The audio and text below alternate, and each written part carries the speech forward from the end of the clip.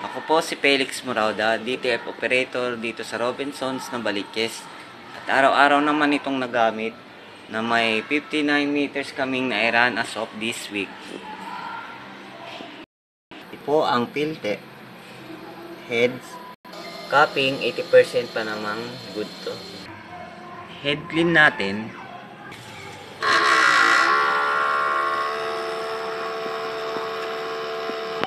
Una swiper after head clean. Nozzle check.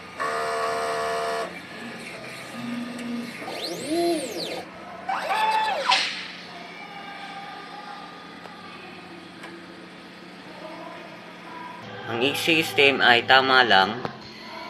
Basing tank na linis every Friday. Ground wire. Use ink.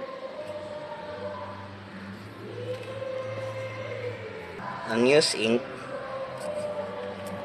film, powder. Ito ang inventory namin.